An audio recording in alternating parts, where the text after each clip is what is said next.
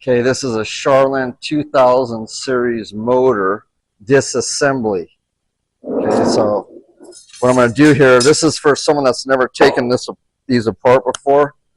We're going to do a little scratch here just for reference if you go to put it back so you don't get confused. Now, I don't normally do this, but I'm just showing you.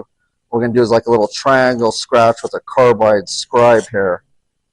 Okay, just in case you forget or you've never done it, you can do something like this, and that way you can double check here when you put it together. So I've done it, you can't really see it, but it's a scribed line here. That way you can double check to make sure.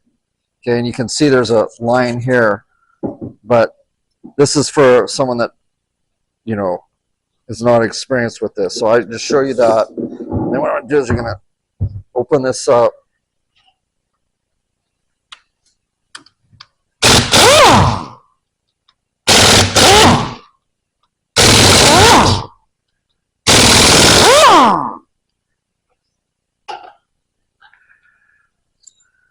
And this is a common type motor. It's on conveyors and various types of equipment. Mostly it's a drive motor for a conveyor belts a lot of times. I've done a lot of these. Okay, so you're going to look at everything, make sure there's no scratches. You're going to get this apart. This is back in the valve plate. Now you got two springs that go in there, and you got two pins. You don't want to lose those. And you got your little valve set up here. Just look for any wear in there. Then you got the dog, they call this the dog bone, which connects it. And this is what does the work. The thickness of this determines the power. Okay, so sometimes they're a little bit thicker. And this is a jewel roller. See, it's got the roller bearings in there, a jewel roller versus a jewel rotor. Okay, look in here, look on this surface here, it's not bad. And then what it comes down to is, now you got to press this bearing out. You're going to press this out this way on a press. It's pressed in there. You can see your seal here. But it looks good. And so this will be the disassembly. Here's a seal here. Each of these has seals, and you take a look in here. Why is this thing leaking? It could be leaking out of the shaft. Okay, and that's what we're going to do. Let me go bust this out and come back and show you. I'm going to go over on the press. Just give me a second.